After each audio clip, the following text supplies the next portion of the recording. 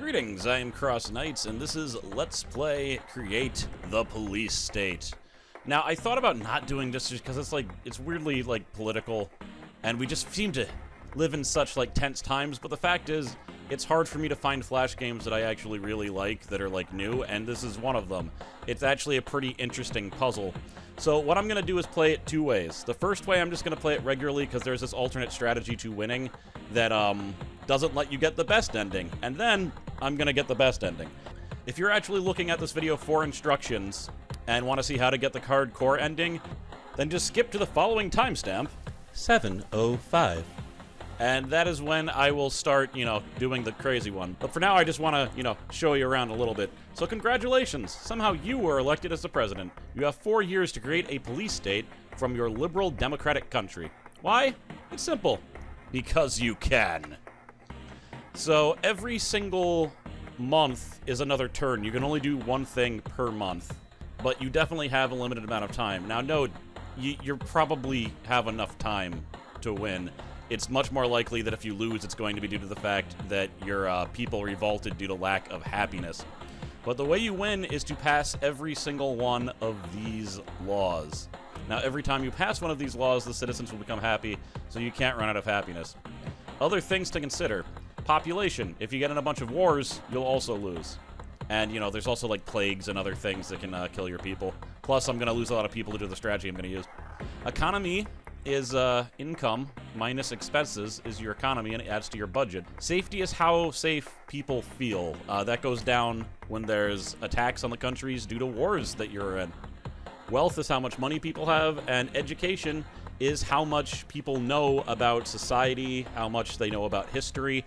You want this to be as low as possible because you're trying to control people, and there are ways to lower that.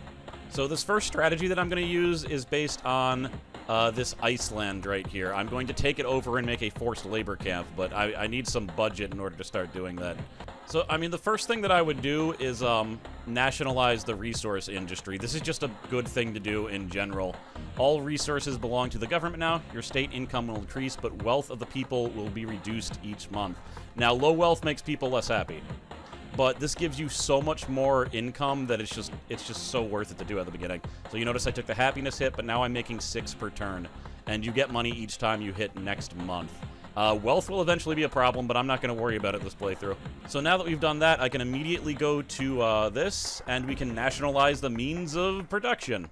Like a true communist country, people don't have jobs that they decide anymore. I decide their jobs. I'm pretty sure that's basically what that means. But now I have 11 income per month. So having this early is just a very good thing because you can get your budget up really fast.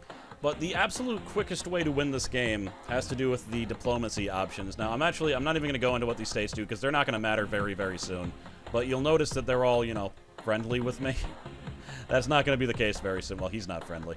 But there's things where you can increase your happiness and your wealth, which is decreasing because I, took away everyone's rights. Oh, Anonymous is trying to hack me, so, We're going to make it so they can't steal my wealth. Instead, I'll lose a little bit of budget, but that doesn't matter, because all I'm going to do is go to this Iceland. This land is empty. You could capture it and build labor camps here. We're going to do that. Now, everyone's still happy with me, but they won't be when I do this. This land is yours. You can now build labor camps. Later, you could send opposition citizens or prisoners of war, if any, here. It will increase your state income. Note that foreign states will not approve of this action, and you will lose all diplomatic relations. We're doing it. Bam. So, now we're going to look at all these states. All of them are neutral towards me. None of them want to do business with me, but it's fine. I don't need them. I have forced labor camps. So here, people happiness and your state income will increase, but your population will decrease. So, let's pop some troublemakers in there. I'm thinking maybe it doesn't actually decrease or, increase people's happiness. I think this might just be a representation of how people are, how likely they are to revolt. So people are less likely to revolt when you send them to forced labor camps. So that'll help me increase the happiness because I'm about to lay the smackdown on the world. We're going to start a war with the island states, and that's the only thing you do with the island states, by the way, is start a war. With the border states, we're going to start a war with the federal absolute monarchy and with the liberal democratic republic. I am now at war with every country on Earth. But that doesn't matter. So we're going to do this. This is going to increase safety. And I'm going to explain what all the laws do normally. But the point here is that I'm at so many wars and people are so distracted with what's happening and so scared for their lives that the fact that I'm just taking away all of their rights is not even really registering with them. Like, I would be losing way more happiness by doing all this stuff normally. But I'm just at too many wars. There's a plague outbreak. If you ignore this, you lose population. I'm gonna ignore it. I don't care. And let's ban the internet. Bam. I'm almost out of budget. That's gonna rapidly decrease the wealth, but that's really not gonna matter soon. What we want to do is go to my forced labor camps and increase this, because again, people's happiness, we're just trying to keep it up a little bit. Go. All right, I'm losing a lot of population, so we're definitely on a timetable here, but exit visas, now people have a lot of difficulty leaving. We're going to do one more labor camp, just so I definitely have enough happiness to pass this final law. Bam. I've won. We'll ignore the fact that, you know, about 80% of my population is dead. You just, you build a forced labor camp and use it to sustain yourself. Go at war with every single country, and then people aren't going to worry, like, they're not going to mind that you're just taking over. Congratulations, you have created the police state. You killed a lot of people, and almost everyone in the world hates you. But why should you care? You declared yourself an emperor of your state, and now you have endless power. You own everyone. But that's kind of a lame way to win. What if I not only want to be a fascist dictator, but I want everyone to like it? What if I want a father knows best state? What if I want to be a champion, nay, a god to the people? This is also possible. So here's where I'm actually going to play the game where it's interesting. So you can just start again. Alright, so just like last time, the first thing you should still do is nationalize the resource industry. It's just too much money to not do. So you do that. Look at that giant happiness hit that happens when you're not at war. And then we're going to nationalize the means of production. So there we go. Tons of money. However, this time you're not going to do anything weird. You're going to completely ignore this Iceland. It's not useful. It's not useful to you because you want to maintain diplomatic relations for as long as possible. So the first thing I think you want to do, go to the federal absolute monarchy and invest in their oil industry. This will give me +2 income and it will pay itself off in, 10 months. And then you want to go to the place that has the most hip culture in the world and invest 3 times. And I say 3 times because that's the maximum number of times that you can invest in them. I'm going to execute this corrupt miniatures just like last time. Whoops! I just advanced a month without doing anything. Well, don't do that. I'm going to have plenty of time to do this, so it's fine. You notice that my income is now 20, which is significantly better than it was at any point before. I should have done this earlier. This time we're going to go into a propaganda campaign. So, cult of personality. Your citizens need to believe that you are almost a saint so that they will doubt your decisions less. So, this will cause education to start dropping every month, and I really should have done it earlier. Hopefully that won't mess up everything. It'll be a lot easier to control the people when they're not educated. But we're almost getting our economy up. I want to invest in the Wall Street Exchange. So look how much money we have. It's a lot. I have a lot of money. Now, I have enough to build the nuclear power plant. And we're going to do that. Interjection from the future. I never explained why I was building the nuclear power plant. The nuclear power plant decreases the expenses of your nation, which is awesome. And it increases the happiness of your nation because, they never really explained that. So that's why you want to do it before you start instituting some fascist policies, is not really the budgetary boost that helps. It's for the later on happiness boost. Bam. So what we do now, never go to war with State 1 and never go to war with the border states. They're too valuable to go to war with. But we want to start implementing certain policies. Now, we can go at war with the island states. There's pretty much no consequences to that. In fact, our people hate the island states. And then we go to war with State 2, simply because, again, they don't offer me anything useful at this point besides going to war with them. Now, in order to get the hardcore ending, you need your population over 90, so you cannot be at war for very long. If it gets to, here, you don't get it. You need population over 90 and happiness over 60. But now that we're at 2 wars and we have a relatively large amount of happiness, I can start doing the 4 policies that are the most important. Ban freedom of speech, and this is going to increase my expenses by +3 because the sensory ministry needs to, you know, constantly monitor the people to find out people that are speaking out of line. So we're going to do that. My expenses went up, happiness went down. Next, let me just check the, yeah, the power plant, you know, that's going to boost up my happiness, which is good. I'm trying to get some of the happiness back with the power plant. We're going to ban social media so that it's harder for people to communicate. This costs 1 budget and will increase expenses also, but just not by as much. Note, people are still getting unhappy with this because there's only 2 wars instead of a bajillion wars. Now we want to make it so that I control all of the media. This is going to be very expensive, but I've done so much investing, it's not as bad as it could be.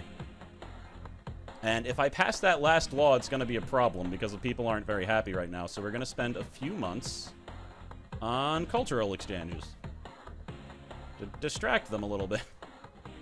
Let's try 3 months. Ooh, a terrorist group from the island states is threatening you. I can send troops to get rid of them. This is definitely worth it because it increased happiness. And in fact, that should be just enough for me to ban the internet. So now that I've done that, I need to immediately stop the wars. Because I need to stop my citizens from dying. Go to the border state. Alright, end this war. Yes. Now note I'm losing happiness every month because people are really pissed off about that lack of internet thing, but now that there's no internet and no freedom of speech, I can rewrite history. I can tell people that things are different than the way that they are. And right now I'm right on the cusp of people revolting, so we're going to do some cultural exchanges. Alright, and there we go. My nuclear power plant was built. It's kicked in and given me a large happiness boost, which is good, because now I'm going to literally start brainwashing people. Everyone believes that they live in the best state in the world. Happiness will be increasing. So now every month, by small amounts, happiness will increase. So I need to start boosting my happiness slowly, but I also need to start boosting my wealth. And I'm still on the positive on my total budget. So let me just boost happiness a little bit. I just hit next month without doing anything. About half of my time is over. I have the end until 2001. So cultural exchange. Boom. But let me try to get the wealth up. So the border states, you can invest in them, the foreign investors, and they give you a wealth boost.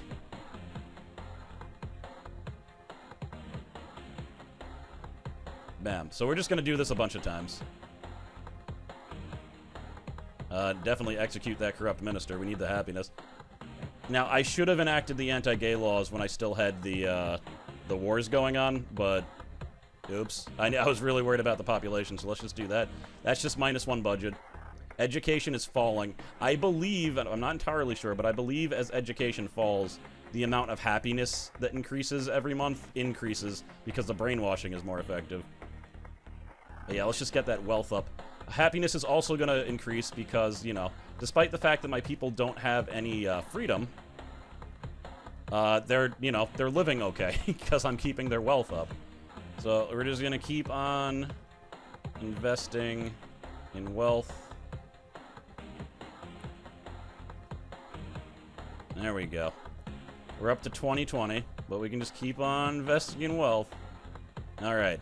A little bit worried I don't have quite enough happiness to take away another freedom. So there, that should be enough happiness to take away at least one other freedom.